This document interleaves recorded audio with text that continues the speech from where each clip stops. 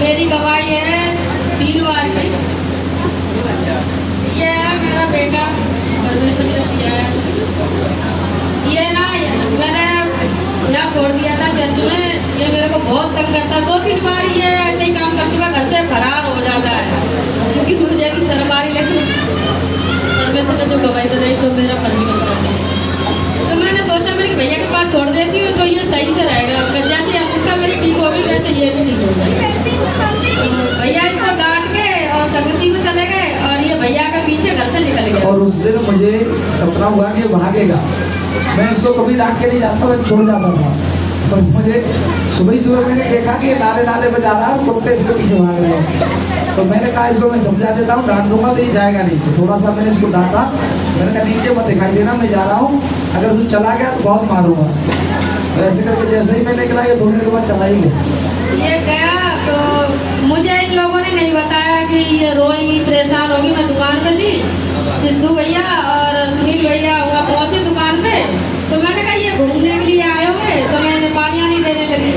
सिद्धू भैया ने मोबाइल लिया, भैया से बात करने लगे। तो इनकी दोनों लोगों को कोई बात हुई होगी, तो इन्होंने मेरी बात कराई भैया से। तो भैया कहने लगे तुम्हारा लड़का खो गया, हम लोग ढूंढ रहे हैं।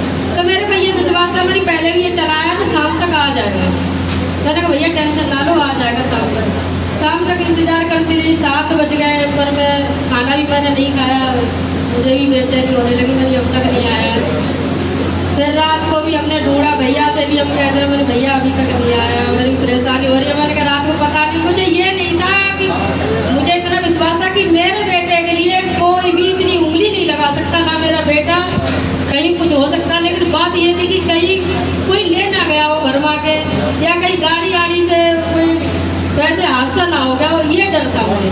लेकिन और मुझे ये नहीं था कि ये खो जाएगा। फिर मैं ढूंढती रही और मैंने शाम के लिए प्रार्थना की। तो मेरी गलती है, मैंने प्रेयर की, मैंने प्रभु से बोला, मैंने कहा प्रभु इसका जीवन अच्छा नहीं हो रहा, मैं क्या करूँ? क्या तो मुझे मौत दे दे या इसका जीवन, क्योंकि मेरा तो कोई भी नहीं है सिवाय तेरे। मैं प्रार्थना करके सो गई, लेकिन प्रभु मुझे दर्शन दे रहा था कि ये पार्क में है, कहीं ये झूला झूल रहा है, खुश है। लेकिन मैंने कहा होगा, लेकिन मैं वो चीज़ दिमाग में नहीं उठेगा। सुबह उठ गई, फिर ढूंढने लगी, भैया घर पे पहुंचे। भैया ने बोला, तभी विश्वास रहा कि हाँ आ जाएगा। मैंने कहा 3 बजे तक आ जाएगा। मैंने कहा जब भी गया तो ये 3 बजे तक आ जाता था, कहीं पता नहीं लगा। पहले तो बच्चों से पता लग जाता था कि हमने देखा, उस दिन ये भी पता नहीं लग रहा कि हमने देखा था। मैंने कहा पता नहीं कहाँ गया, कोई शायद इसको ले गया। जब 4-5 बजे तो बोले पुलिस कंप्लेन कर दो, हो सकता है कोई हादसा हो जाए। फिर मैं टूटने लगी। मैंने कहा अब पता नहीं मैं क्या करूँ। थाने में गई, उनको इसका बाप का नाम पूछ रहे, मेरे पुस्ताई में भागे।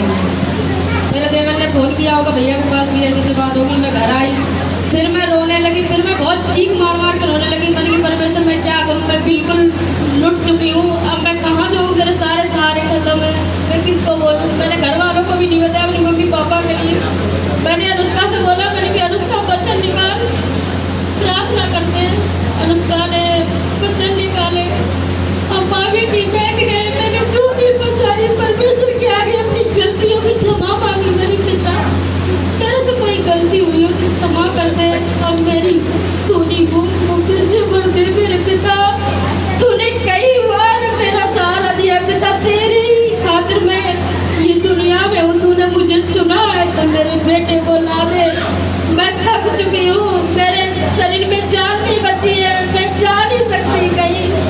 मेरे पिता ये अपने आप ही आए। अनुष्का ने प्रार्थना की कि इसको रोटी भी ना मिले, इसको यार दोस्त खेलने के लिए ना मिले। परमेश्वर तू लेके आ, तूने मेरी जिंदगी में इतनी गवाही बनाई है, हमें तूने हर एक चीज़ की भरपाई की है।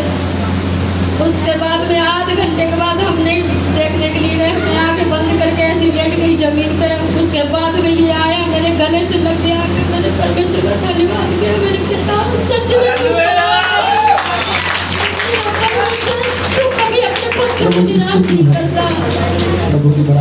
शाम के फिर दूसरी गवाही मेरी और 9 बज गए थे। ये तो बेचैनी हालत में था, मैंने इसको लेटे लेटे खाना खिलाया था, इसके शरीर में जान नहीं थी। एक लड़का और इसके साथ रहता है, वो भी उसके ही साथ में ये गया था। तो मेरे देवर ने उस दिन उसको 2 थप्पड़ मार दिए थे, लेकिन गलत है मारना नहीं चाहिए, लेकिन मैं किसी के बच्चे को नहीं मारती। देवर ने हाथ चला दिया था।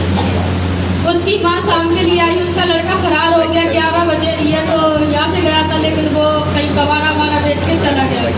उसकी माँ आई, कहने लगी मेरा लड़का कहाँ है। मैंने कहा ये तो पार्क से आया है, और मैंने पूछ लो इससे।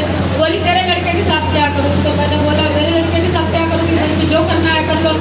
मेरे को ये पता था कि औरत के अंदर सदा ममता होती है, अपने बच्चों के लिए भी होती, दूसरे के लिए भी होती है, लेकिन ये डांट देगी ऐसा नहीं करेगी। उसने बहुत तेज तेज को बड़ मारा मेरे सामने। मैंने कहा ये क्या कर दिया इसने। मैंने कहा ऐसा नहीं है। मैंने उसको सोफे पे बैठाया, मैंने कहा बहन बैठ जा, मैंने कहा तेरा भी बेटा आ जाएगा। उसने इसको मार दिया, गाली दे रही थी, कह रही इसको फांसी लगाऊंगी, इसको जान से खत्म करूँगी। उसने दारू पी रखी थी, और वहाँ पे कोई भी नहीं, मैं और मेरी बेटी और मेरा बेटा, हम तीनों लोग। और आवाज़ लगा रही हूँ मैं सबके लिए कि कोई आ जाओ, इसको यहाँ से ले जाओ। वो मेरे पे भिड़ी जा रही, मेरे बच्चों को भी हाथ चला रही, मैंने कि मेरी बेटी को भी मार रही है, उसको भी गंदी गंदी गाली दे रही थी। मेरे दिल में आया, मैंने कहा भैया को फ़ोन लगाती हूँ। मैंने भैया को फ़ोन लगाया, मैंने कहा भैया प्रार्थना करो। मैंने कहा ये जा नहीं रही है।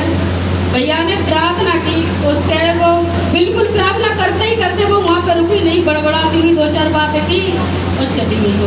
हालेलुया।